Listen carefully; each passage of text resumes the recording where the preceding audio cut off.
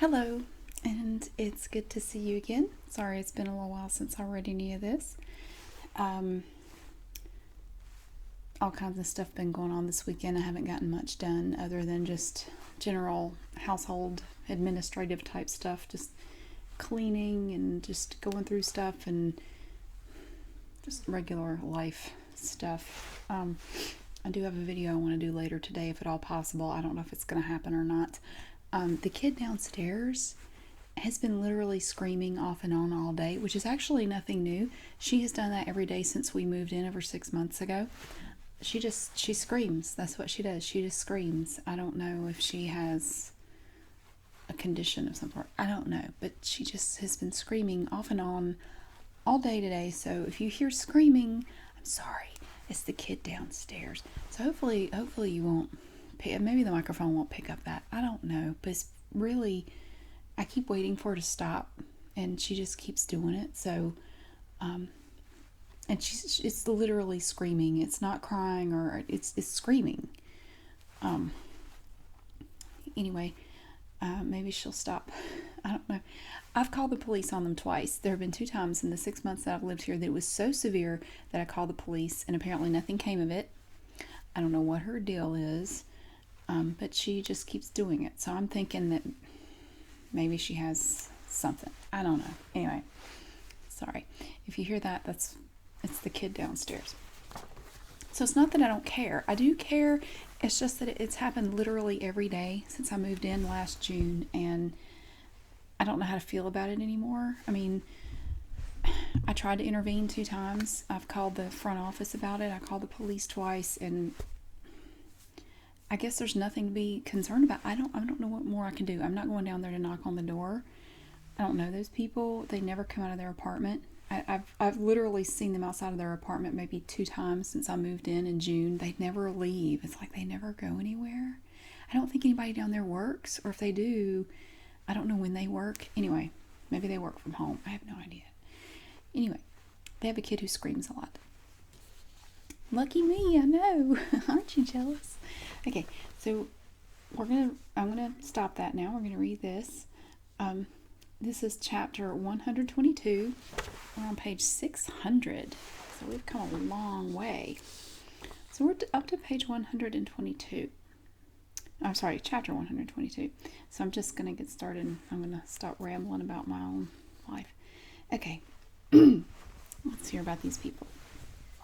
Chapter 122. I woke up the following morning to the sound of bickering coming from the bathroom down the hall.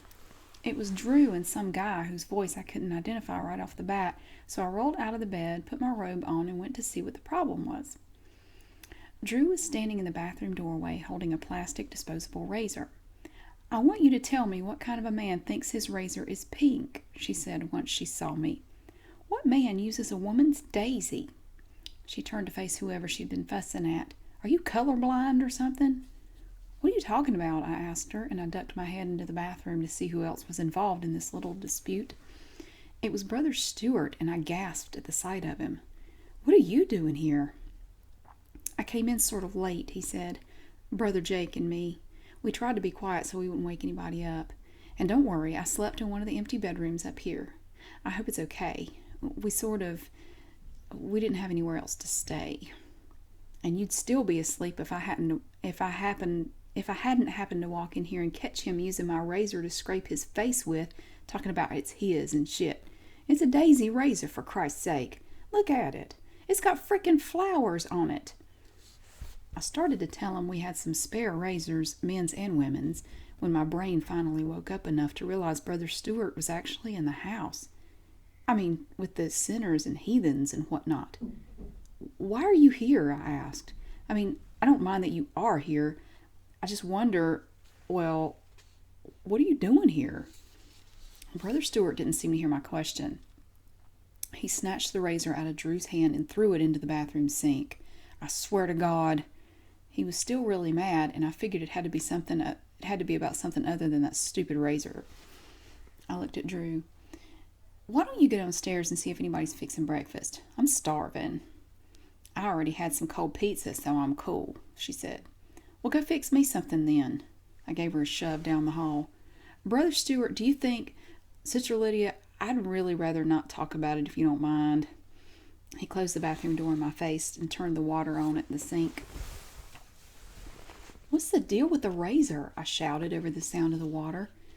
It stopped running and the door opened again. Pastor Foust made me buy them about a month ago, he said. He said I was being vain because I bought some razors that he thought were too expensive. So now I have to shave with these. He said only women should worry about their appearance, and since I'm acting like a woman, I might as well use one of their razors. He shut the door and turned the water on again. Well, dang, I muttered under my breath. But I guess that makes as much sense as everything else that's happened to the people in this house. I went back into my room to put some clothes on. It occurred to me that if Brother Stewart had brought razors to the house, he must have brought all of his other stuff too. I went downstairs and found Drew standing in the kitchen beside Richard, who was making pancakes. These look good, she said when she saw me. You want one? Did Brother Stewart really stay here last night? I asked. She looked at me like I was an idiot. Yeah. Richard whirled around with a big platter of pancakes. Let's eat. Everybody who was awake ended up eating some of those pancakes, and they really were good. I learned that Richard had regularly pulled kitchen duty at the church, and he learned to cook there. He didn't even know how to make macaroni before he left home. I glanced at the clock a few times and wondered if Aiden had wanted me to go to church that morning, but I figured if he'd really wanted me there, he'd have stopped by to let me know. He didn't, so I got to enjoy a leisurely breakfast, which was something I hadn't had a chance to do since I moved to Indiana. I'd say there were about 6 of us at the table that morning. After we'd all finished and had been sitting around for a while, enjoying the feeling of being full and having nowhere we needed to be, Ken leaned back in his chair and stretched. Oh my, he said in the midst of his stretch, and those 2 words were stretched out too. Then he sat up and clapped his hands together, which made Drew jump. Who's ready for a Bible study? Richard looked out the window and pretended he didn't hear the question. I fidgeted with my plate and thought I might get another helping of pancakes, even though I was so full I thought I might explode. Drew moaned. Jake coughed nervously. Stewart was the only one who wasn't exhibiting some sort of diversionary behavior. It seemed to give Ken the encouragement he needed. Brother Stewart, how about it? Please don't call me that, Stewart said. I noticed nobody around here is going by that brother and sister crap. I'd appreciate it if the same was applied to me. I don't want anything about me to be associated with that place anymore. Ken nodded. I'm sorry. I'll try not to slip up, but old habits die hard. Bear with me. Calling people by their first names it feels like there's something bad or wrong about it, you know? He rubbed his forehead hard with the palm of his hand.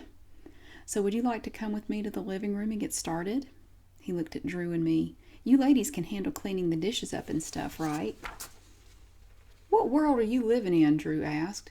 You can get off your ass and take your own damn dishes to the kitchen. And don't think I'll be washing them anytime soon either. Just 'cause I ain't got a penis don't mean I'm your slave. Drew, I hissed. Everybody leaned away from the table like she was some sort of disease. Ken gingerly stood up. See? That's the sort of thing we have to avoid if we're going to make it out here in the world. All that attitude has to be done away with. And Drusilla, I would appreciate it if you would show a little more respect for your elders than that. I simply asked if you and Liddy, if you two could clean up the dishes and everything. And why would you ask us that? I asked him. Ken stumbled over his words as he gathered his thoughts.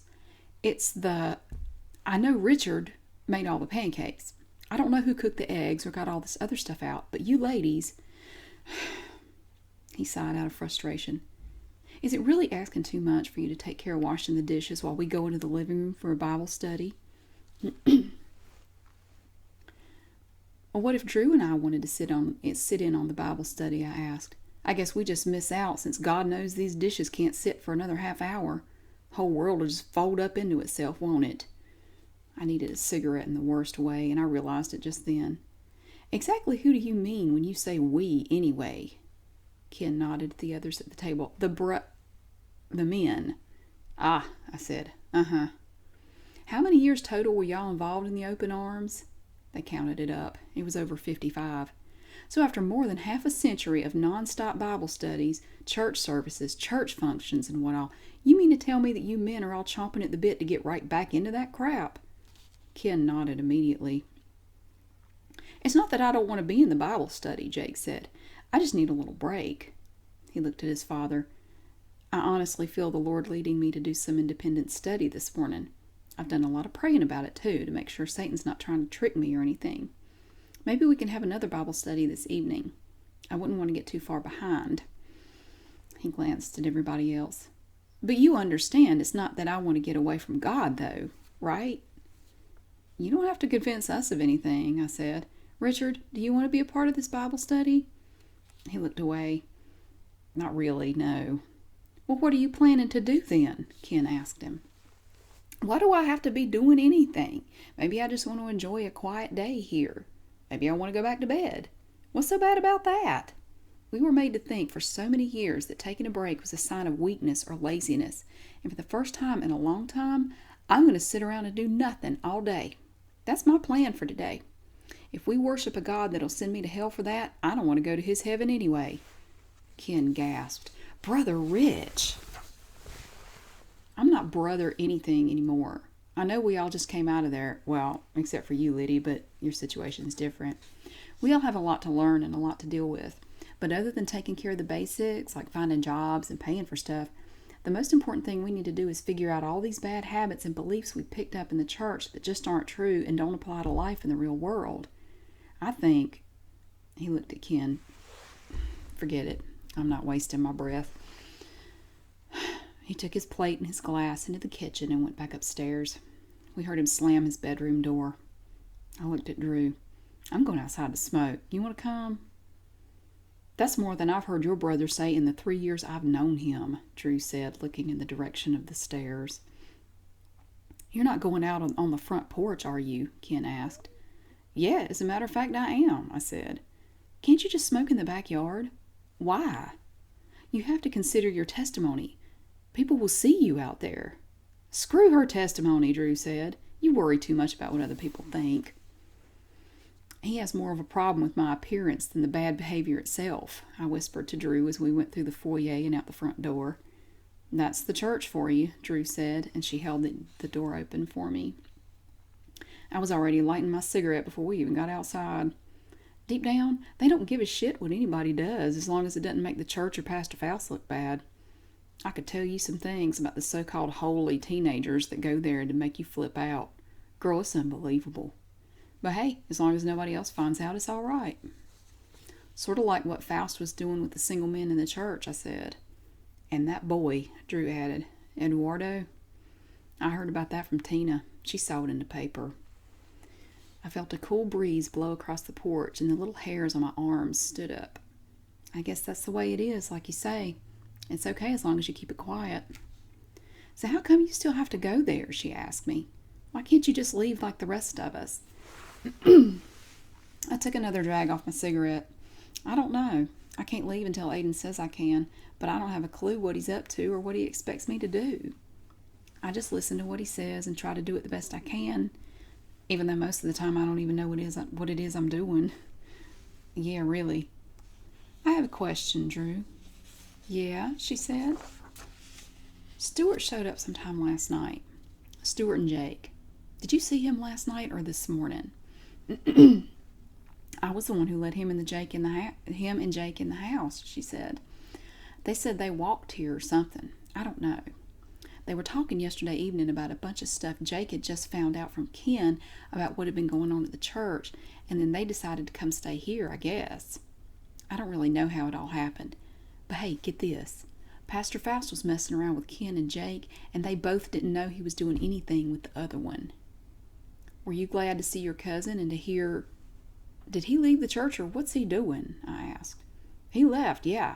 He said he left Pastor Foust a voicemail or a note or something.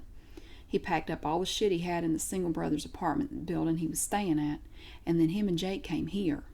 Jake brought some stuff too. Were you glad to see him? I asked. Stuart? Yeah. I was glad to know he wasn't pissed at me for what I did. All that stuff with Sister Andrew and Veronica. Well, then if you don't mind me asking, Why were you fussing at him this morning when you thought he was using your razor? He was using my razor, she said. Well, even if he was, with everything else that's going on, does it really matter? Think of all he's been through just in the last 12 hours or so. I think you'd be happy just to know he left the church. I am happy, she said. So, I'm just trying to understand why you two were so mad at each other this morning. Had y'all been up all night or something? No, him and Jake went to bed not long after they got here. Well, then what was it? I asked. Dog, girl, I don't know. Don't you want to finish that cigarette so we can get back inside? I didn't get it. Why act like that? I hadn't been that way with Richard or anybody. My mistake back then was thinking that everybody leaving a cult reacts the same way. Aiden showed up after dinner, and just after dinner, and asked me if I'd been writing anything about my experiences. I told him I'd been too busy goofing off to do any writing. How'd you feel about not going to church this morning? He asked as we stood out on the front porch after I lit up my 10th cigarette since lunch. I was relieved you didn't come here and tell me I had to go, honestly. And how would you have felt about it 2 months ago? He asked. What? 2 months ago? I would have just gone. There's no way I would have stayed at home. I know, but how would you have felt if you hadn't gone, theoretically? Guilty, I said. Really, really guilty. Then I'd have to explain why I didn't go when the sisters came to my place looking for me. It would have bothered me for weeks. So what's changed? He asked. Ken joined us on the porch. He saw me smoking, glanced up and down the sidewalk only once, and then settled down to listen to our conversation. What's changed? I said. I know now that the church is full of crap, that's what. The church and everybody in it. Well, not everybody, but the ones, you know who I mean. Well, what else has changed? Aiden asked. I've had to go through learning what happened to Richard and Eduardo and all those other guys. God, that blew my mind. Aiden nodded at the road. Look there. What? Where? I asked. A white van passed the house. We saw the brake lights flash a few times as the driver slowed down for something. They've been by here several times since service let out this morning, Ken asked. I've seen them. Even Sister Hannah's been by here in her car, the Pathfinder. We watched the van take a side street and disappear behind a row of houses as Ken spoke. I looked at Aiden. What are they doing? Who was that? Why do you care? He asked. And why are you so nervous all of a sudden? I lit another cigarette off the butt end of the one I'd just finished smoking. I'm not nervous, I said, and I leaned against the porch railing to hide the fact that my hands were shaking. I was just curious, that's all. You say you think they're full of crap, Aiden said, but as soon as you see somebody from the church ride past, a member of the first family at that, you get jumpy. What's the matter? I said I'm not nervous. I deliberately blew smoke in his face, like it would matter to a being who doesn't even have to breathe. I'm not jumpy either. Ken seated himself on the porch railing, and he said out of nowhere, We used to volunteer at the battered women's shelter in Fisher. Foust would send some of us single guys out there for the day every now and then, and when he couldn't find anything else for us to do. I think he did it for the exposure, and so guys from the church would get their names mentioned in the paper every now and then for community involvement. Make the church look like this lily-white, wonderful place or something. Anyway, us guys who got to go out there learned a lot about women who are abused and why they stay and put up with it. They gradually internalize, I think that's the word the counselor used, these women internalize the things their abusive husbands or boyfriends say about them. The men call them stupid, ugly, worthless, whatever, and after a while the women start to believe that that's what they really are. The guy tells her she wouldn't be anything without him, so if she ever actually does leave, there's this part of her that tells her she'll never make it on her own. It's like this little voice that won't stop telling her that. So I can imagine a woman getting out of an abusive relationship, being able to see things more objectively, the way they really were. Then as soon as she sees that man again or experiences some trigger that reminds her of him, a lot of those old feelings of fear and worthlessness come back to her, like a reflex she can't control. He kept glancing up and down the street as he talked. You're nervous too, Aiden said. Jumpy, scared, aren't you? Ken whispered, Yeah. I know a little bit about hearing a voice in your head, I said. It's that way with anorexia. This little voice comes out of nowhere and constantly tells you what a big, nasty failure you are. It restricts what you eat more and more, but it never lets up, and it never lets you feel good about a single thing you do. That's the way it was for me, anyway. Ken looked at me. I never knew that you had that problem. I'm sorry. It's good to see you're over it now. You don't ever really get over it, I said. I fight it every day. There's not an hour that goes by that I don't think about food or my weight or something along those lines.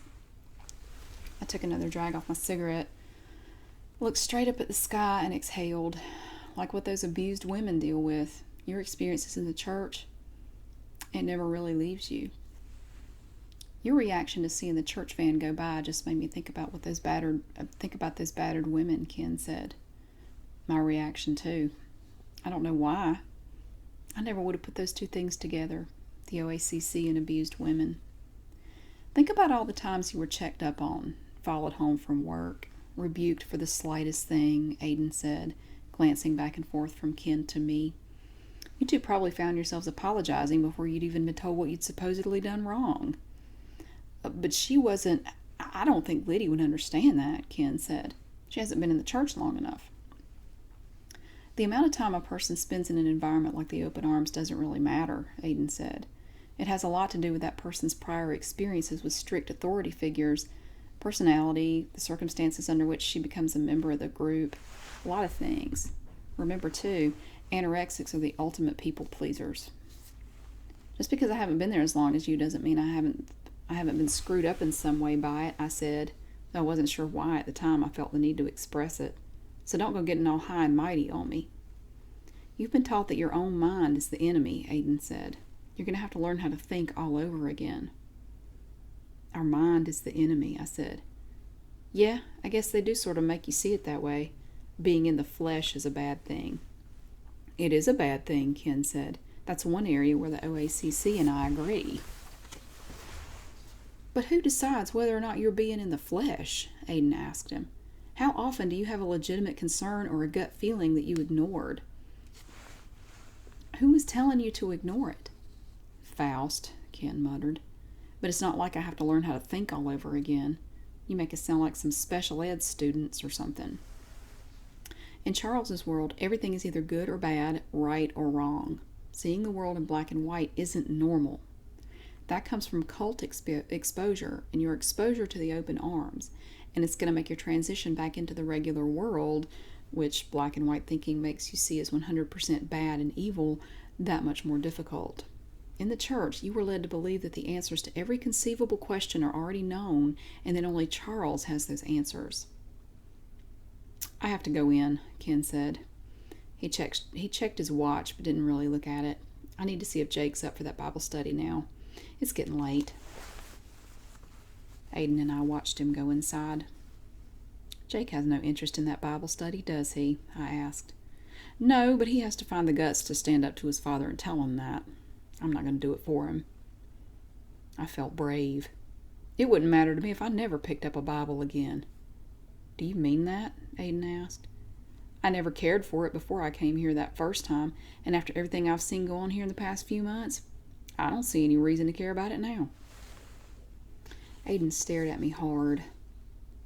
You're going to need something to give you strength, so I wouldn't make any major decisions about it yet. Something solid to base your beliefs and values on. Your surprises aren't over. Chapter 123.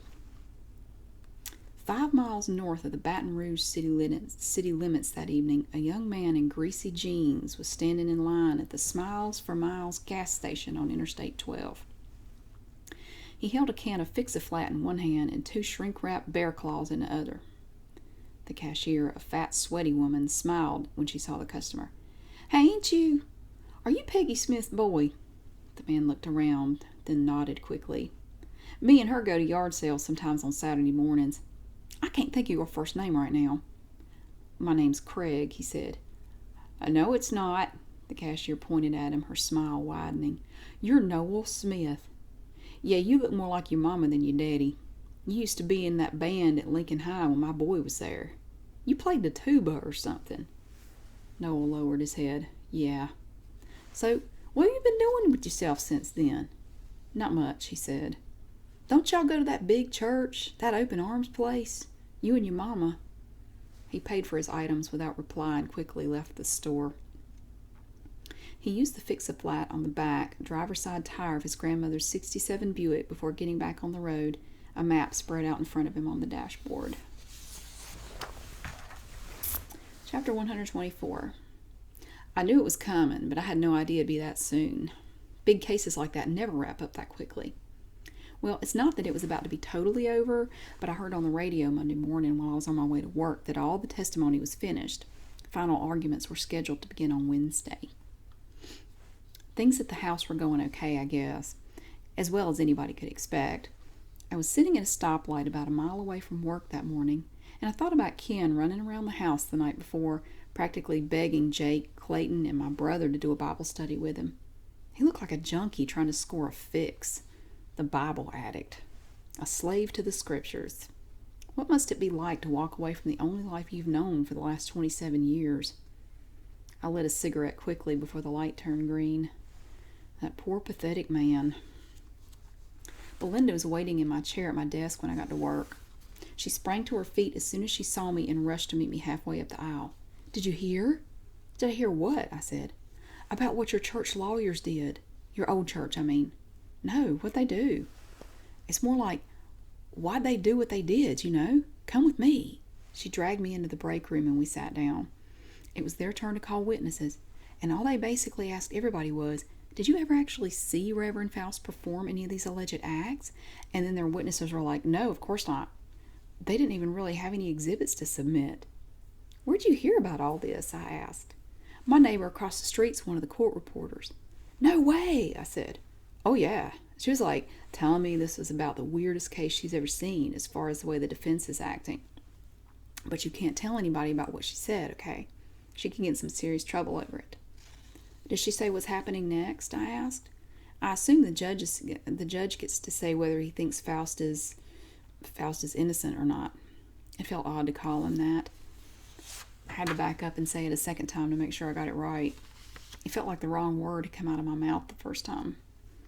That's happening after the closing arguments, Belinda said. They start Wednesday. Oh, I felt stupid once I realized I already knew that. So what do you think the judge is going to say? I had no idea, but I had a good feeling that Aiden was going to be making that decision for him. Sisters Andrea and Veronica came by the house that night. Not that that was a big surprise. I figured somebody'd come check up on me to find out why I didn't go to either of the services the day before. I hadn't told anybody about my move or my housemates, but Sisters Andrea and Veronica didn't have anything to say about them. Yeah, Aiden had his fingers all in that situation, too. I invited them into the living room. They sat stiffly on the couch, right next to each other. I chose the lazy boy. I guess you know why we've come here, Sister Andrea said. Ken came strolling into the room, saw the two of them sitting there, froze for a second, then darted back out again. I don't know why, but I had to fight to keep from laughing at him. It really wasn't funny. It was pitiful. You probably had to be there. You want to know how come I didn't make it to church yesterday? I said. They were both looking out the doorway after Ken when I said that. Sister Andrea turned back to me. Where were you?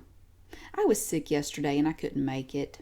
You were sick all day? She asked. So sick you had to miss both services? I'm afraid so, yeah. Then you should have called the church to let somebody at the front desk know. You left Sister Veronica and me without a ride. It was a big inconvenience for quite a few people, and honestly, you've been in the church long enough to know better. I'm sorry, I said. I should have at least called y'all so you could have gotten another ride. Sister Andrea looked at Sister Veronica and then back at me. She let out a sigh. Well, there's nothing anybody can do about it now. She reached in her purse and pulled out a wad of folded-up notebook paper. Here are the notes from both services. I sat down and copied them from my notebook last night before I went to bed. It was really late, too, since there was also a church meeting after service last night that you missed. It was after midnight before I got in bed because of these notes. Guilt, guilt, guilt, I thought. Oh, well, who forced her to do it? Not me. Thanks, I said cheerfully, and I took the notes. I didn't even bother to pretend to look at them. What was the meeting about? Silver Star? No, that's in... She looked down at her watch. We're supposed to be there at 7:30 for that. Pastor Steele's speaking on the importance of working for a godly man. I borrowed Sister Gabby's car to come pick you up so you could make it. We figured you had trouble with your bus breaking down or something for you to miss both services yesterday.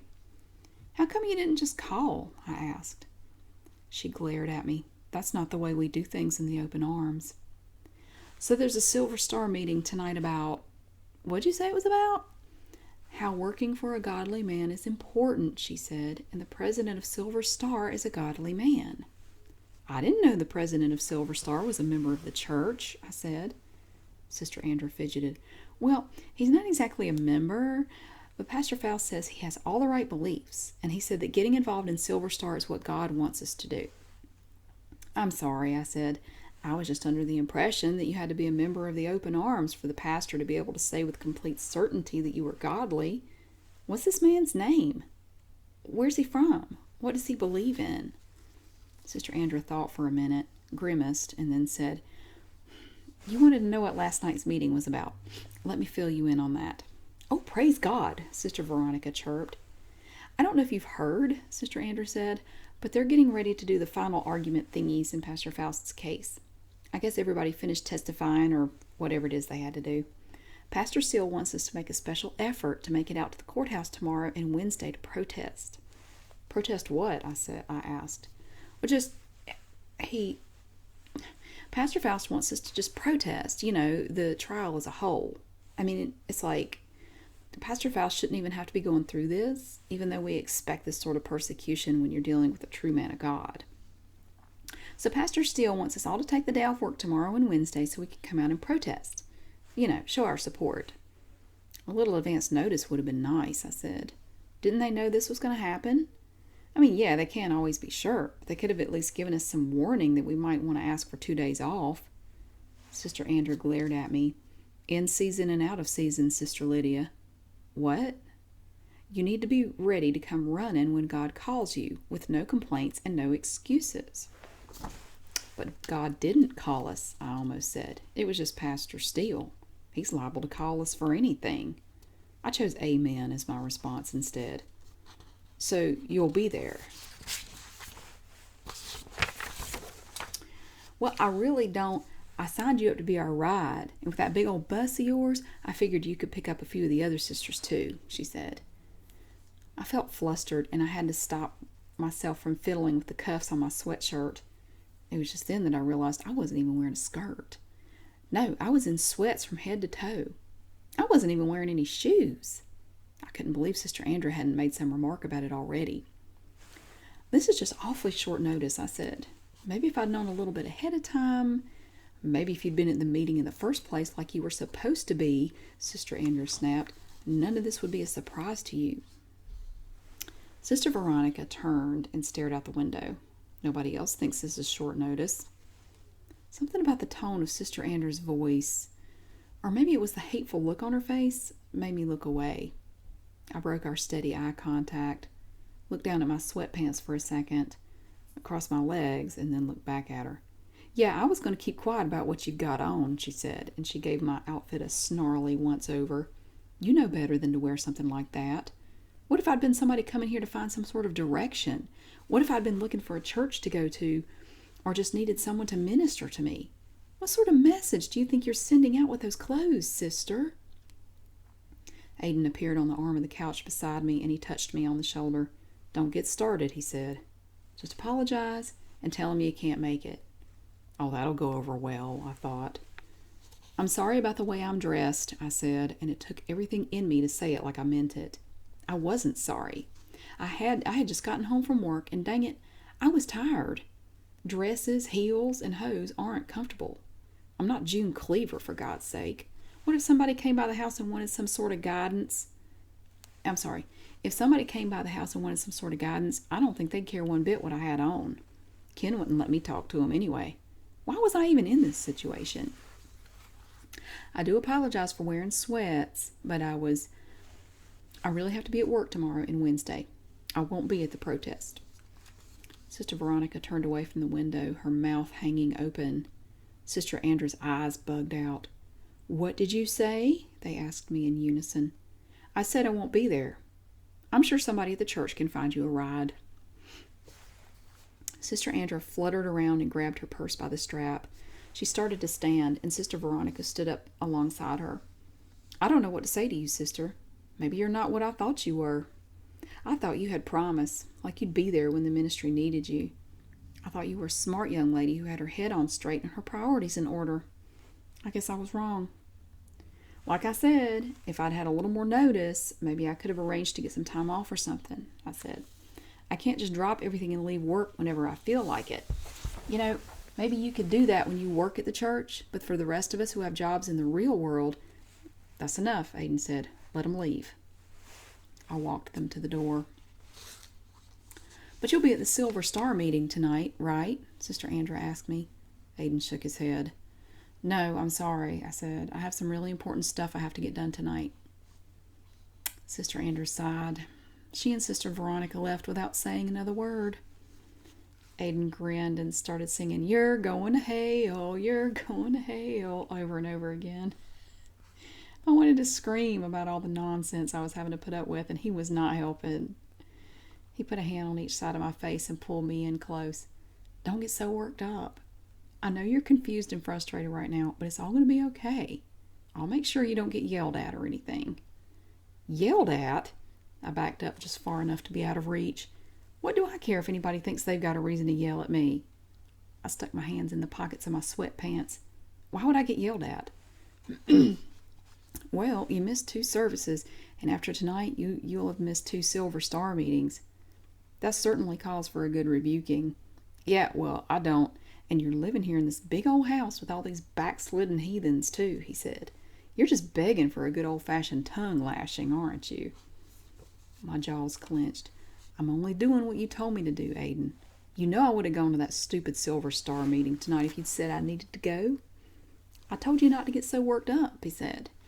Now go on upstairs and take a nice hot shower. I'll see you later. I got out of the shower just before 8 and was tying the sash on my robe when I heard the slight tap, tap, tapping on the bathroom door. Who's there? I asked.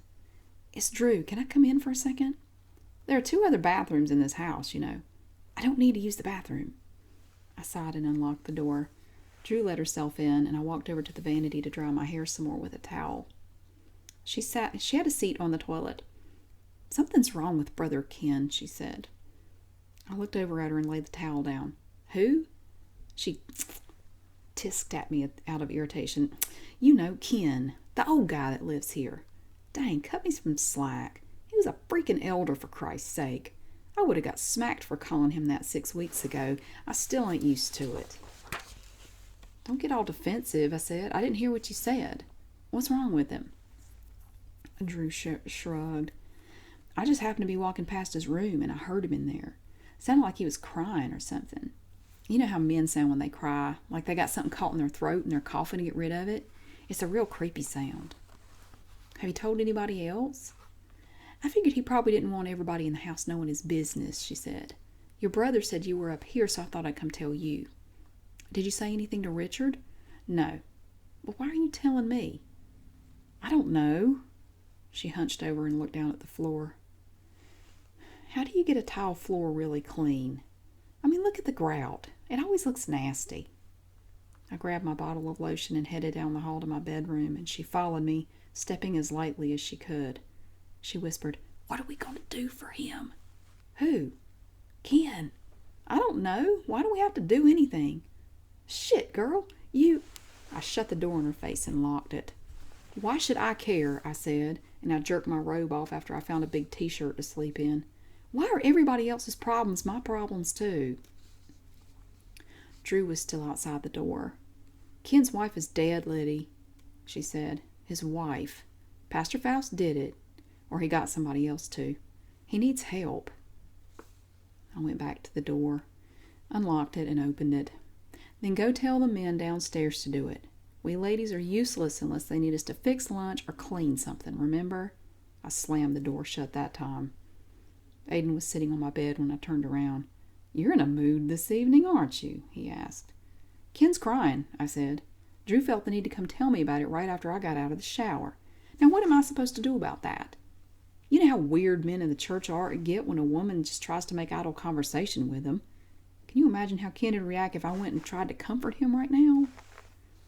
A lot of people think that once somebody leaves an abusive church, all their troubles are behind them, he said. They should have no trouble readjusting to normal life and should basically act like everybody else. I'm glad to see you haven't written off everything he's been through in the last 27 years. That's not always possible, I said. Some people never readjust from what I've read. They don't, Aiden said. That's why your being here is so important. And you still keeping notes on the things that go on? Are you still keeping notes on the things that go on around here? I pulled on a pair of pajama pants. My t-shirt came all the way down to my knees, but I felt a little self-conscious standing there with Aiden in my bedroom, totally naked except for that little thin cotton shirt like he was a person or something. Not exactly, I said. I've been really busy lately. Well, don't let me keep you from it then. He looked at the alarm clock by the bed.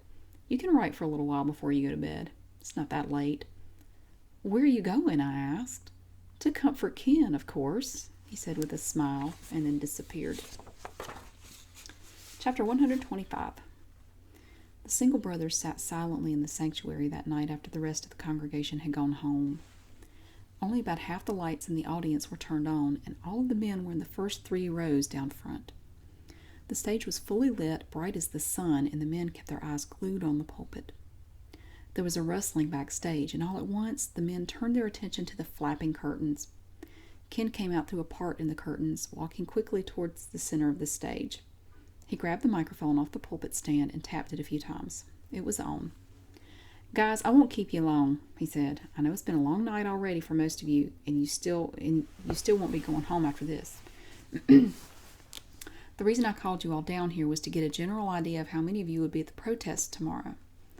Almost all of the men raised their hands. The ones who couldn't bowed their heads and looked down at the carpet in shame.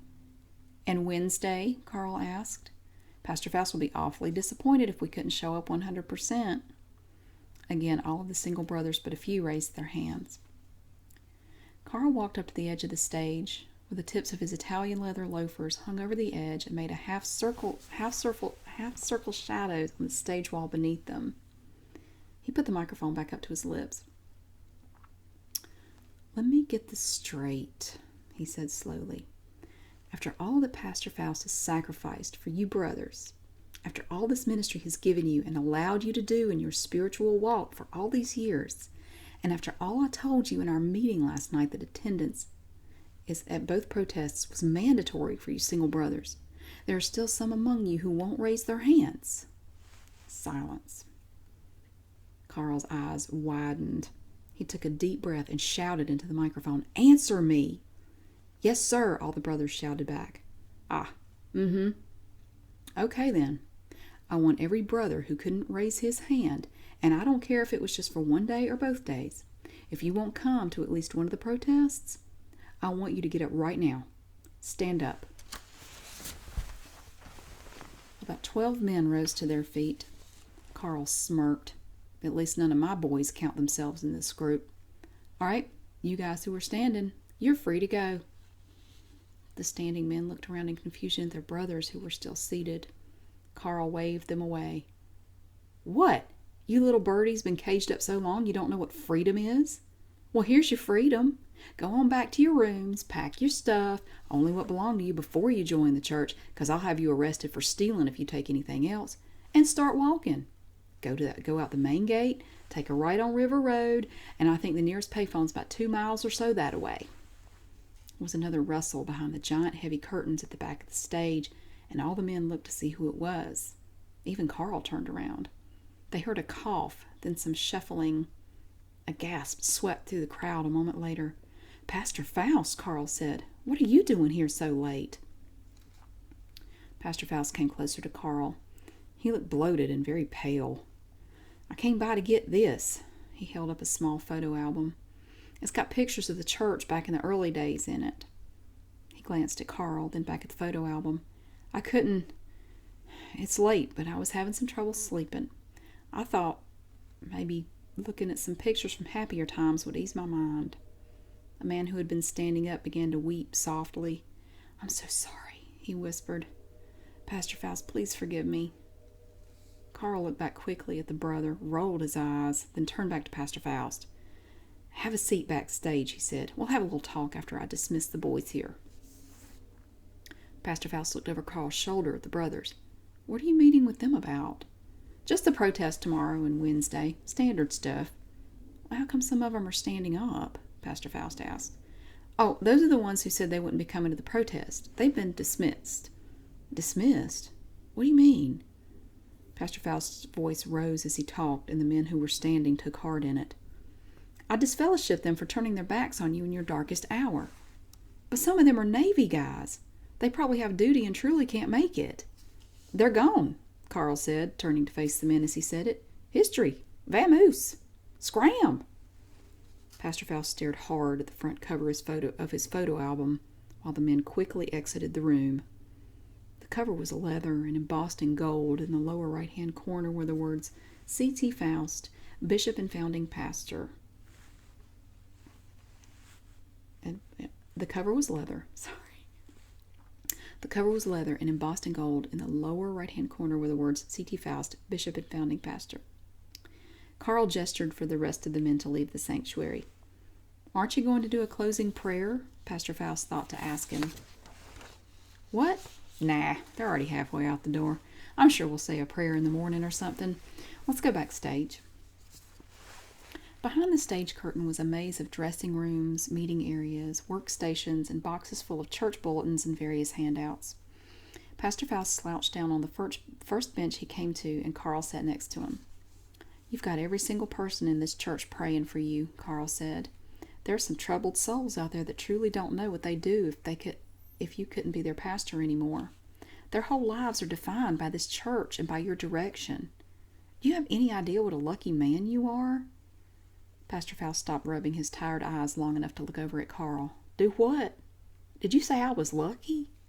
Think about it, Charles. How many men achieve that sort of power in their lifetime? How many men have literally thousands of people who flock to a building 3 times a week just to get a glimpse of them?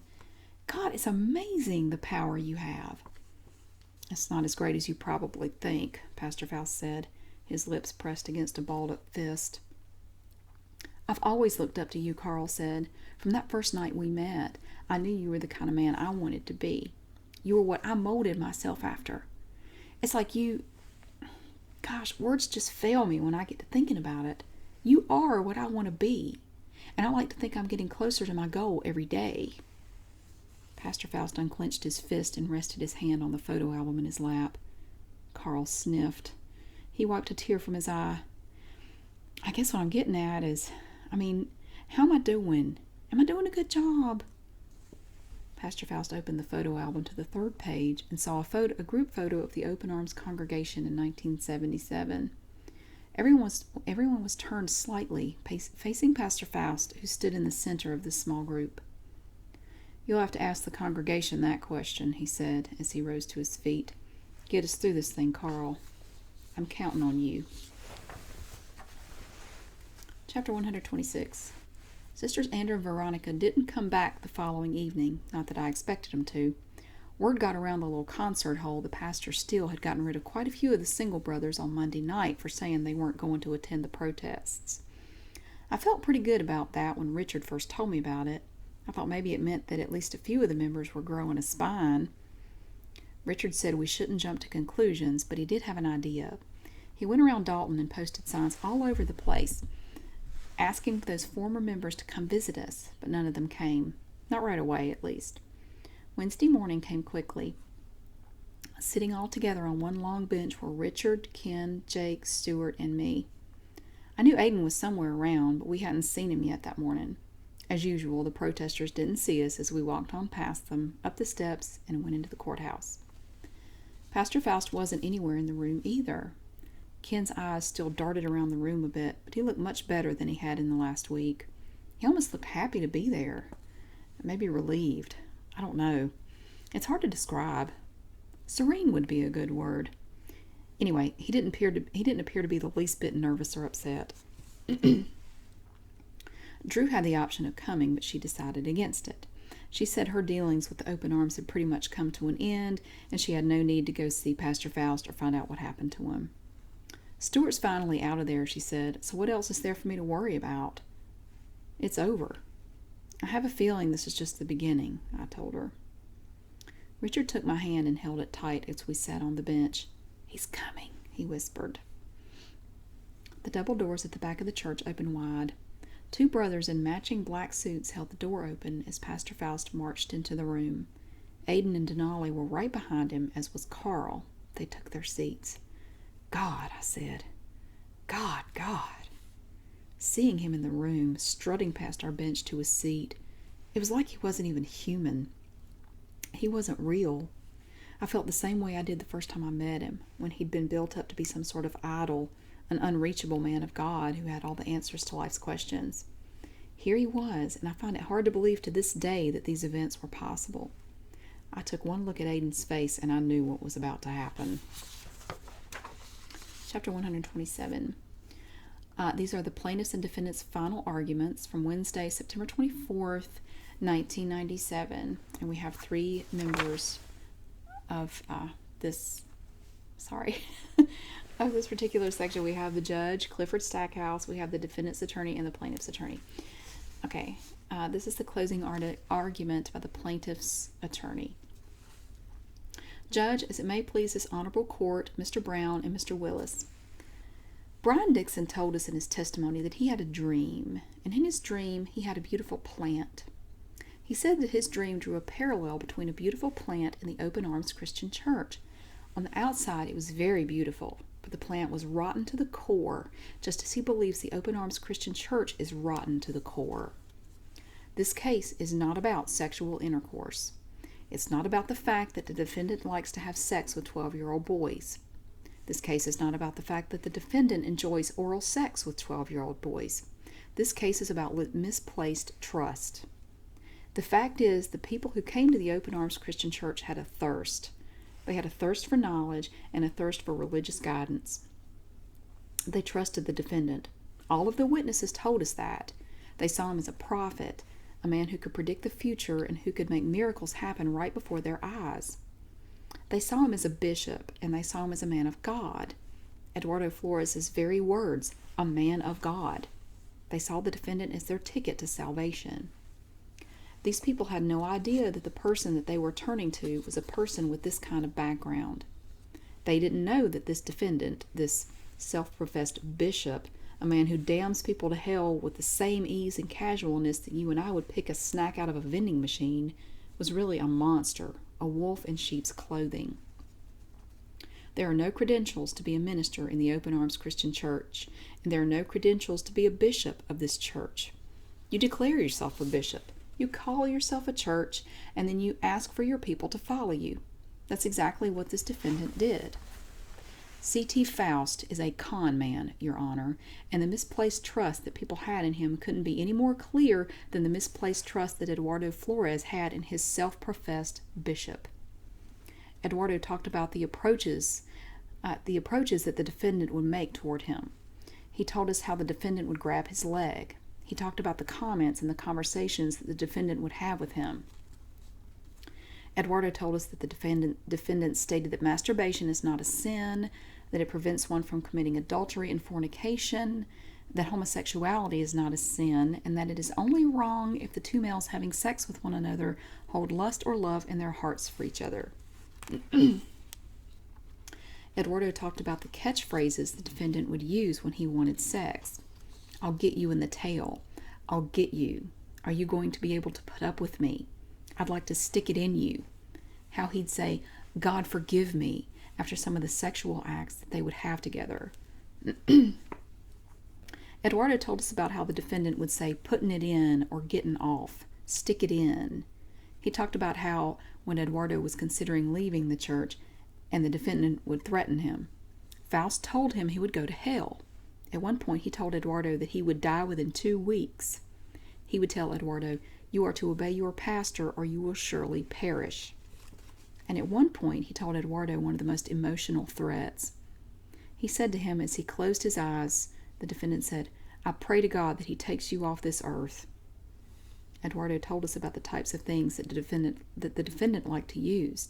how he liked to go into his desk drawer at the River Road Church and get out this Vaseline in a pump-type container in order to rub it in on Eduardo's penis before anal intercourse. How, after these acts, the defendant would take paper towels that would also come out of the desk drawer and wipe himself off with it. Eduardo also told us about a further technique that the defendant would use. He would pull a small vial out, and he would drop some drops of that vial onto his penis after anal sex. Eduardo told us about the pillows that would be used, and he told us about the fact that condoms were never used. He told us about how the defendant wears a toupee. He has false teeth. He always wears white briefs. He's not circumcised. He has gray pubic hair. He has a rash at times around his groin area. He has spots on his legs. And Eduardo stated that the defendant has a wrinkled knee. And Eduardo told us about all of the acts that occurred, not only the sexual acts with the defendant, but there is another desire that the defendant has. A desire that the defendant would have his playmates, his single male members of the congregation, carry out. And that is what he would direct. He fancies himself the director of orgies. Eduardo said at one point in testimony that 7 people were in the room, and the defendant would direct them. You have sex with him. You do this to him. You do this to him. The credibility of Eduardo Flores cannot be questioned. Consider 2 things. Consider what he said, as well as how he said it. You recall that when Eduardo testified, he turned to you, Your Honor, and said, Your Honor, you remember in the River Road office, there's a big map on the wall, and you remember there's a chair that faces the wall, that faces that map?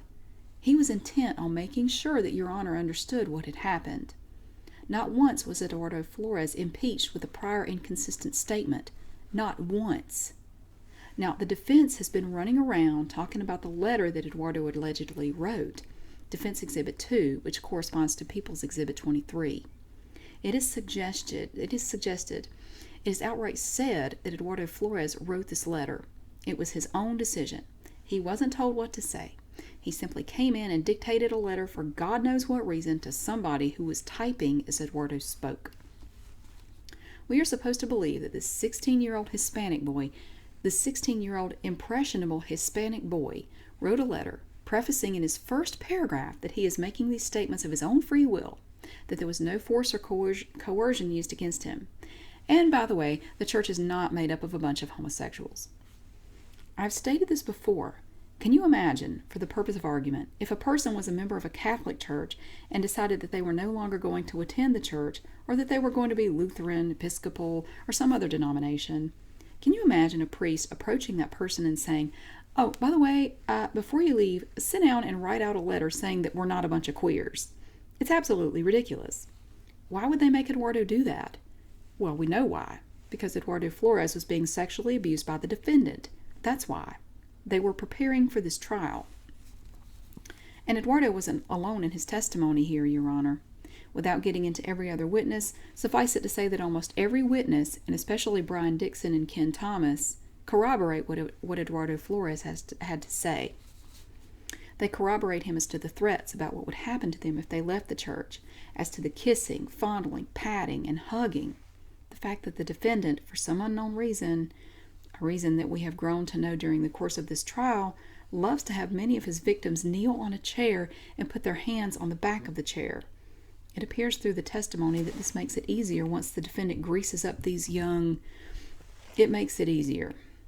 Easier access for the defendant to put his penis into the anus of these young men, now kneeling and exposed to the defendant. We have heard about the terms that the defendant would use, the catchphrases, his homosexuality speech, his masturbation speech.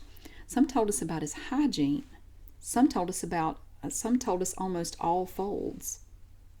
Pillows, the lotions, the paper towels. 3 told us about his rashes other than Flores. The testimonies are detailed. They are consistent, and they would only come from somebody who had experienced what Eduardo Flores experienced. These witnesses could have conspired to spin an elaborate web of lies about the defendant, but there's something that most people, unless they're very good actors, cannot hide, and that is demeanor. It was so plain, you could see so clearly as Eduardo and the other witnesses testified that they were embarrassed. There was true heartfelt embarrassment when Eduardo had to describe C.T. Foust's ass. Eduardo was also embarrassed to talk about the penis. He couldn't even come up with the words or say the word he would use for penis. For you to find this defendant not guilty, you would have to say that there has been a conspiracy. No, there has been none established, and that Flores and all these other witnesses are liars, and that in itself would be an absurdity. Judge, just briefly, as I draw near the conclusion, let me state this. The defendants put on several witnesses, and they were all church members, clearly all having a financial interest in the church and financial interest in the defendant. We heard from Hannah Forrester, his daughter, his son-in-law, his wife, his staff members, Carl Steele, a man that Foust appointed as the head of the Open Arms Christian Church's Baton Rouge congregation, and who I understand has been filling in here for Foust and Dalton Fisher these past few weeks for pretty much every service and church function. The defense's witnesses get all of their money from the church, their salaries, their cars, their residences, their food, the clothes on their backs. The credibility they would have, and they would have to see that this bishop goes unconvicted because, should he be convicted, though Steele could become general pastor of the church should he be convicted, which will be a promotion for him, the church falls apart, or at least in their minds, if Foust is convicted, the church will fall apart. As I have stated before, this is not a case of anal or oral intercourse with 12 or 13-year-old boys. In fact, this is a case of misplaced trust. Unfortunately, Flores placed his trust in a fraud and in a man whom he saw as a bishop. Certainly, Eduardo Flores had no idea that Foust had merely pronounced himself a bishop, as I could just as easily pronounce myself a bishop. He had no idea that this business, the Open Arms Christian Church, in fact, was a self-appointed church. We can't blame the victims for not knowing or not having the information we have now.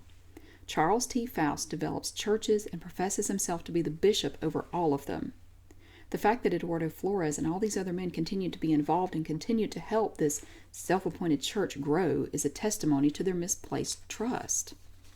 And so, Judge, I ask this court to consider my argument, to consider all of the evidence and testimony that you heard, the letters, the photographs, this church constitution which was in evidence that shows that not only was Foust the president and general pastor of this corporation, but in the beginning, his wife herself was the treasurer. Consider all the evidence, Your Honor, and without question, I say this with every bit of energy I can muster, these gentlemen are telling the truth. These young men. This defendant is guilty, and I ask that he be found guilty on each and every count. Charles T. Foust is a ravenous wolf. This is a man who proved by his nature, by the way he lived his life, that he preyed on those who are weaker than himself. Given the nature of the fact that we as a civilized people demand self-defense, at least a 30-year sentence will be necessary in order to send a message to the community that persons who hold themselves as a community leader and hold themselves in a position of trust shall not be allowed to abuse young men and be allowed to get away with it with a lenient sentence. We need this man taken off the streets. And then the judge says, "Whenever you're ready, Mr. Willis." Now this is the defendant's closing argument. May it please the court, prosecuting counsel, court assignment, as the court assistant investigator, Reverend Foust. Your Honor, this has been a tough case. We know, Your Honor, that we have a tall hill to climb in this case. I believe that's possibly true of every sex case that has to be defended, because it's just the nature of the beast. They stand alone. They're unique. They're unique to the criminal law, let alone to the law in general, because once a sexual accusation is made, 10,000 denials won't stem the tide of public perception. While we are in this courtroom here today, and we have been here trying this case according to the laws of the state of Indiana and the Constitution of the United States, nonetheless, public perception has been a part of this case from the very beginning. The press has covered this case like none I've ever tried. Reverend Foust is probably one of the most well-known personalities in Buckner County. I venture to say that there are more people that know Reverend Foust than the court and the attorneys trying this case. We're aware of the public perception that has followed him everywhere he goes. I don't harbor any misgivings about this case. Your Honor, the state's attorney tells you that this is a case of misguided trust. Well, it's not. This is a case of the credibility of witnesses. Your Honor, if I misstate the facts to what I am about to tell you, I assure you it won't be on purpose. I'm human. I make mistakes. But I'm not going to intentionally represent something to you that I don't in my heart believe is true. I'd like to believe that we're all that way, but the state has represented evidence in here that makes me wonder if I was in the same courtroom trying the same case as they were. I have in front of me some notes regarding Eduardo Flores' testimony in this case, and I believe that if Your Honor does not attach credibility to Eduardo Flores, the state's case falls. Or even less if Your Honor, after weighing the credibility of the witnesses in this case and examining it in the crucible of wisdom, entertains a reasonable doubt as to the guilt of the defendant. The laws are very clear. I don't have to tell you that he's presumed to be innocent. I don't have to tell you that this presumption lasts with him throughout the case. It's not overcome until and unless Your Honor is convinced beyond a reasonable doubt of his guilt. The burden of proving that guilt is on the state. The defendant need not prove anything. The defendant chose not to take the stand in this case, and Your Honor knows that's not to be considered by you in any way in arriving at your judgment in this case and weighing the facts in order to do so. Eduardo talked about masturbating and attributed some words to Reverend Foust, and the words that he attributed to Reverend Foust were contained in Defendant's Exhibit Number 5 for identification. Now, Judge, this case is particularly difficult for the defense because not only are we faced with sex charges, but we also have an additional problem. The Indiana Rules of Evidence that permit certain other acts with other individuals not charged in this incident. That evidence and that testimony is permissible to show modus operandi or a common design and purpose. Your Honor has seen fit to admit some of that evidence. Your Honor has not said particularly whether you accept its admissibility as to everything that was said by every witness. You haven't done that. So we don't know exactly what Your Honor feels is admissible. However, we'd ask you at this stage not to give it any weight or very little, if any. When you have a modus operandi type of an evidence law, that means the state can bring into this courtroom anybody who wants to say that they had sexual relations with Reverend Foust. With all those witnesses, we'd have to face all of their accusations. But our position is they don't mean anything. They aren't relevant. And if there are some similarities, there are also a great number of dissimilarities. And I'm not going to stand here and go through all those dissimilarities. I'm sure Your Honor has picked up on them. Eduardo Flores has admitted to reading the newspaper articles about this case, or portions of them. He never admitted reading anything word for word. I understand how that testimony came in, but he was provided with a packet of that stuff. He read it, and it says right in there by Brian Dixon that Reverend Foust said masturbation is okay, that homosexuality is wrong. It is the act that is okay. Now, the state's attorney tells you that Eduardo Flores said in his testimony, "I'm going to get you. I'm going to get you in the tail." Nothing could be further from the truth. It wasn't Eduardo Flores who said it. It was James Pavlov who said it in a leading question. Did he ever use the catchphrases like, "I'm going to get you. I'm going to get you in the tail"? Yes. The words were Pavlov's. That's the plaintiff's attorney. The yes was Eduardo's. How else was he supposed to answer the question?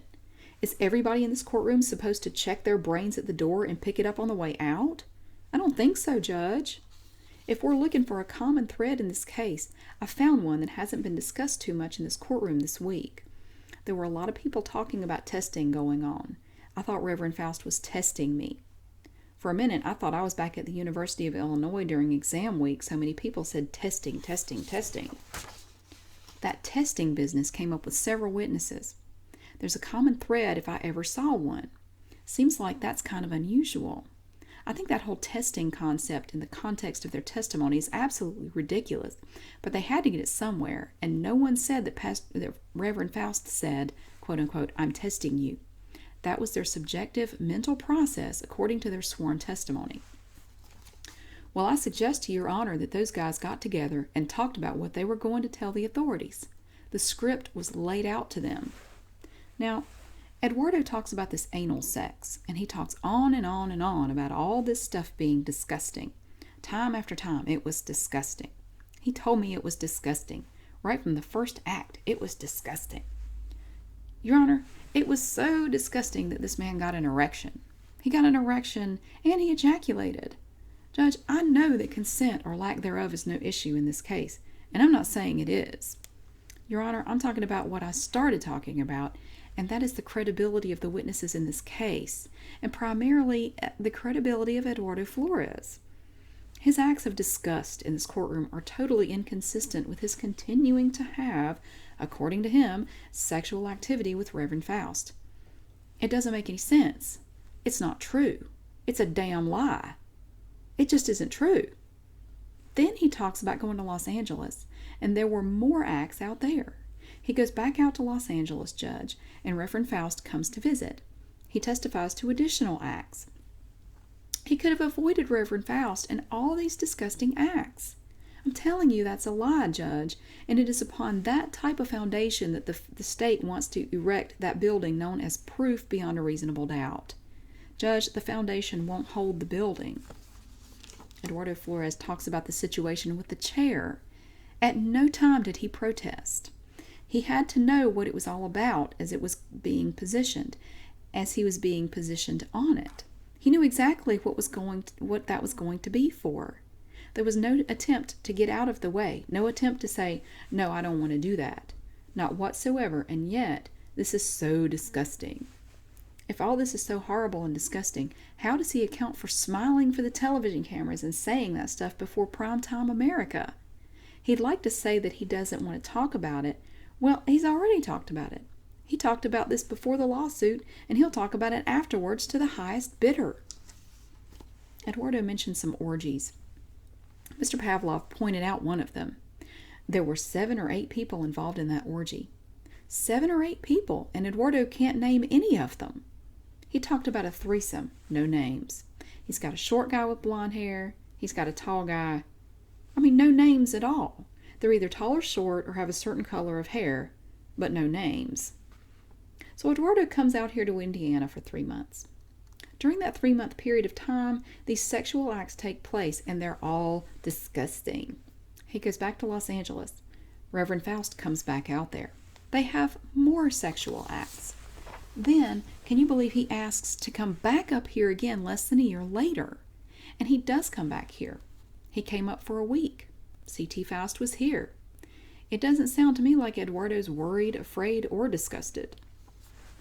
Judge, there's been a lot said in reference to the makeup of this church and the way it is, and that sort of thing. I don't believe that any institution has a right to be created for or exist for the purpose of doing illegal things. Of course, that's the truth. But as far as this church existing the way it is, it's a church. It's more than that. It's a training house for ministers. That's why there are so many single men who go out and minister to the public coming from this church. The purpose and the hope of the church is that men of God will go out and minister to the lost souls of the world. I have heard this self-proclaimed bishop and card-carrying ministers and things like that, Judge. Both of these states' attorneys and every one of these lawyers in this courtroom right now has a card on them that says they are a lawyer. Are they never permitted to go out and make a noise like one? Those letters start out and they are identical, but they are written at the same time, so why wouldn't they start out the same? They were dictated to Eduardo Flores, the prosecution would have you believe. This paragraph. My name is Eduardo Flores. I am writing this letter to say which know to be true. I am writing this because I want to, and no one is forcing me, and because I have heard people saying wrong things about the church. That doesn't sound to me like an English person wrote that. It doesn't sound like an American wrote that. And I'll grant you that Eduardo is of United States citizenship. That sounds like somebody with some Hispanic upbringing wrote that. And Eduardo's English, of course, if we remember, you can tell there's a Hispanic dialect to it. A Hispanic dialect carries forward in the written word too. The words in that letter are his. Mr. Pavlov says that our witnesses are all church members. Well, certainly most of them were. You know, when you get in trouble with the criminal law, and you go to defend yourself in the American courtroom, you try to present your case by using witnesses. Well, your enemy is not going to come in and testify on your behalf. And if you're smart, your enemies don't know that much about you. Who knows about you? Your friends, the people you're with on a daily basis, your business associates. Well, they all work at the church. Reverend Foust goes to this church down there on River Road. Those are the people that are going to see him every day. Those are the people he is going to share meals with. Who else can testify for him? Your Honor, I'm sure that I've spoken too long already, and I'm not going to talk about every piece of evidence that took place in this case. Certainly, Your Honor heard the evidence, and you know what's important and what isn't important. But I merely point out that this case, again, is a credibility question between Eduardo Flores and Reverend Foust. And Your Honor, I believe that certainly we have established in the course of this case, while we have to prove nothing, we have established the existence of reasonable doubt. We are asking that you find the defendant not guilty on all counts of the indictment. Thank you. Mr. Chandler, I believe you, and this is the judge. Mr. Chandler, I believe you have something more from the state. And this is the other plaintiff's attorney. This is the second closing argument. This is by Attorney Chandler for the state. Thank you, Your Honor. Counsel talked about this being a credibility trial, which every trial is. Defense wants you to believe that Eduardo Flores lied, that he has a reason to lie. Well, I believe he did have a reason to lie. Fear of the church. Fear because he, like so many others as you have heard, was warned that if he told anyone what C.T. Foust had done to him, he'd go to hell, or someone else was going to die, or he was going to die, or something terrible was going to happen to him or someone he was close to. They said Eduardo Flores isn't credible because he didn't protest these things that he said were disgusting. Why didn't he protest them if they were disgusting? Why? Because he was 12 years old. Because he had a veil in front of him that was put there by C.T. Foust. He believed that this man was a prophet, a man of God. And although he thought these things were disgusting, this was his pastor. It's easy for us with the benefit of hindsight, the benefit of experience, the benefit of a great deal more sophistication than Eduardo has to say, the way out is easy, Eduardo. You should have seen it. One of the common threads that run through this case is testing. Now, where did that concept of testing come from that we heard from so many witnesses? Where else could it have come from but from the spiritual mentor of every one of those witnesses? If it's a common thread, it's one more common thread that shows a common design and purpose of this defendant. And counsel argued that anyone who wants to can come in here and say, I had sex with C.T. Foust. He didn't have a very good reason why in the world anybody would want to. Those people had a lot of risk involved in coming here and testifying. They don't want a lot of people to know what happened. Brian Dixon surely didn't want his employer to find out that he came in here and testified in open court with the press sitting here. He may have put his career at risk to come in here and tell the truth. When the current members of Foust's church come in here, they've got the same risk, but they lied because of that risk. They don't want to give up the benefits they have from that church, so they told lies. Another common thread between Eduardo and many of the other victims are these letters or statements before they or when they leave, shortly after they leave the church, that nothing happened, no homosexual acts ever took place. Why was the church so concerned? Well, every time somebody left the church, let's go get a statement from them that nothing homosexual happened.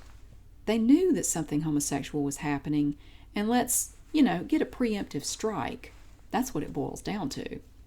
I don't profess to know what exactly a cult is, what exactly you have to be a cult, but if this isn't one, it's as close as they come.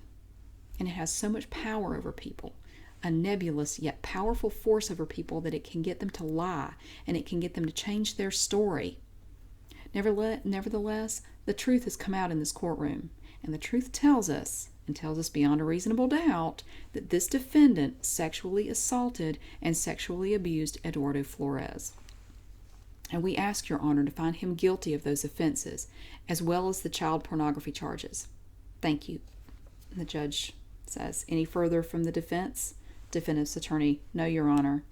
Judge, all right, we're going to take a break for lunch. It's 11:50 now. Let's meet back here at 1 o'clock. Chapter 128. Pastor Foust and his crew quickly exited the courtroom and headed to the little cafe across the street. Liddy, Richard, and the others followed closely behind. They're going to see us, Stuart whispered to Richard. No, they won't, Liddy said. Trust me. How do you know? See how the protesters are acting? One of them could have run into Liddy if she hadn't ducked out of the way. We're safe. Let's just hope we can get a good seat. Denali was at the front of Pastor Faust's group. He chose a large booth in the corner of the cafe and allowed Pastor Faust to pick which side he sat on. Aiden sat on the outside next to Carl, who sat next to Pastor Faust. The waitress came quickly to their table. Pastor Faust glared at her. Come back later, he snapped before she even opened her mouth. How do you expect anybody to order anything decent if you don't give them 2 seconds to look at the menu? Aiden looked back toward the door and saw Liddy. He went to meet her at the door. I saved a table for you, he said, and he motioned to an empty table right across from Pastor Faust's booth. Does he know you're here? Liddy asked, nodding at Pastor Faust. Are you kidding? No way. The others sat down at the table, and Aiden and Liddy continued to stand near the door, looking back at Pastor Faust. What about Pastor Steele? Liddy said. Does he know you're here? Carl? What does it... Why don't you have a seat and order something? Aiden said. Get something with some protein in it. Protein and carbohydrates. Pastor Faust was banging on the table with his fist to underscore some point he was making to Carl. What am I going to hear over there? Liddy asked. Did you get everything this morning on tape? Liddy pulled 3 mini cassettes out of her purse. What'd you think of the closing arguments? I thought they were okay, she said. Pastor Faust's lawyers didn't seem to have much to say, though. They did the best they could, given what they had to work with, Aiden said. Is the judge going to convict him? I guess you'll have to go back after lunch to find out, won't you? Liddy looked over at her brother, Ken, and Stuart, sitting in their chairs like wooden statues. I guess I better go on over there. Tell him there's nothing to worry about, Aiden said. I know it's weird for them to be so close to him, but tell him not to worry. Liddy took a seat next to Richard. She was sitting about 4 feet away from Pastor Faust's booth. Aiden sat down on the outside of the horseshoe-shaped bench seat. Richard looked over at Liddy. I can't believe we're actually here, he whispered. I mean, he's right there. He discreetly nodded at Pastor Faust. Isn't this weird for you? Not as weird as it might have been a month ago, Liddy said. Aiden's put me in some really weird places to see some really weird stuff here lately. This is par for the course with him. She looked at Ken and Stuart. Y'all don't need to worry. They can't hear us and they don't know we're here. Or they know we're here and they don't care. Something like that. It's one of the two. I'm not really sure how he does it, but he's got... Just don't worry about Pastor Faust doing or saying anything, okay? Ken wrapped a straw around his right index finger. I know we're okay, he said quietly, but it's just... Having him sitting right there is a little intimidating. I can't eat like this. Have you ever heard about something happening and said, boy, I would have liked to have been a fly on the wall when so-and-so did such and such? Liddy asked. I have a feeling this is one of those moments. The big fat bishop in his final hour before the judge decides his fate. Think about what we might hear over there. We'll be able to tell everybody. Aiden shushed her. You're letting the moment pass with all your babbling. Shut up and listen. Pastor Faust squeezed a ketchup packet between his right thumb and index finger as hard as he could, but it didn't explode as he, for some reason, had hoped it would. I hate this waiting, he said. This is asinine. That judge... Clayton reached over to try to massage his shoulders, but Pastor Faust shoved him away. Try to relax, Denali said. I'm sure you think you already know what's going to happen when we go back in that courtroom, but you don't. Justice will be served. You can count on that. He smiled and winked. What's that supposed to mean? Pastor Faust said. I swear to God, sometimes I wish I'd never met either one of you. I should have stayed in North Carolina where at least a man's as good as his word. You get away from that and you can't trust anybody. You'd be dead by now if you'd stayed there, Denali said. We've already discussed that. What's this about him being dead if... Carl piped up. An evil grin spread over his face. What could have possibly happened to him in North Carolina? Dead from what? From fooling around with Cousin Billy Joe Jim Bob and Pastor Hammer catching him? That's not funny, Pastor Faust said. You watch your mouth, boy. Carl snorted but didn't look him in the eye. I can say anything I want to, Charles. Clayton started to stand, but Pastor Faust motioned for him to sit back down. It ain't over till I say it's over, Carl. Aiden smiled at Denali. Bothersome humans. Liddy, wide-eyed, said, Did you hear that? Pastor Foust would be dead right now if he'd stayed in North Carolina. Probably somebody would have blown his head off because he kept grabbing their ass all the time, Richard said. Maybe that whole, "it's not homosexual sex as long as no love is involved" speech would have gotten him skewered back there. Who knows? Pastor Faust reached in his suit jacket's inside pocket and pulled out a cigar. "You know," he said, fishing in his pants pocket for a lighter, "it never goes like this in the movies. It's always wonderful. Wonderful." "This isn't a movie," Carl reminded him. "This is the real world. In the real world, people have to suffer the consequences of their actions." "That's right," Pastor Faust said with a sneer. "Even you." "Oh, I'm absolutely held accountable," Carl said. "I counted the cost when I did it. Too bad you couldn't. Too bad you had to lose your head that day." Pastor Faust was stunned. "Don't think I don't know about that," Carl said. Pastor Faust looked at Denali. You said you'd never." Denali leaned back against the bench seat and smiled. "What'd you expect, Charles? The truth? Who did you think you're dealing with? Why should I bother to be truthful with a liar in the first place?" Pastor Faust shoved Carl out of the booth and scooted out. He ran out of the cafe with the sound of Carl and Denali's laughter behind him. Clayton followed as quickly as he could get out. Aiden and Denali were beside themselves. "What the hell was all that about?" Liddy asked him. They ignored her. "Don't worry," Denali said to Carl. "He won't get far." "Will he make it back to the courthouse in time?" "Oh, yeah. Charles loves drama and strife almost as much as he claims to love the Lord. He wouldn't miss it for the world." The waitress cautiously ventured over to the table again, and Carl waved her away. He bent down and rested his chin on his elbows. "I know y'all have been dying to bust him on that. I can't believe he honestly thought nobody'd—" Aiden cleared his throat. "Carl, if you want to get something to eat before we have to go back, I suggest you get the waitress over here. We don't have much time left." Denali smiled and added, "Not much time at all." And I'm going to stop there. So, I guess we'll find out what the decision is when I read some more. And I also have a link that I want to post to a real TV show. It's from Primetime Live, and it was done back in the 90s. And I'm going to post a link to it in the comments section. I just thought it would be good to share. And it is like I've said before, this is very loosely based on something that really happened and something that I was involved in. And there was a real Primetime Live segment done on the real life Pastor Foust. He was a real person, and I'm going to post a link. And unfortunately, I only have part of the interview available, and it's in a YouTube video that someone else posted. It wasn't me, it was somebody else, and I happened to find it. But it's only part of the interview, but I'm going to post it anyway, just so you can see what the real life C.T. Foust looked like, if you're interested. And it was a real interview, real life. Not everything in the story actually happened, but a lot of things in here did happen. They were real events, and these were real people.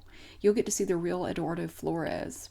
He's in disguise. He didn't look like that in real life, but you will get to see him in this interview, and also the real life Brian Dixon. So I'm going to post that to the description to this video. So if you want to see that interview, you can. Okay. And hopefully I will be back within a week and post some more. So until then, I hope you have a good day, and I will see you later. Bye-bye.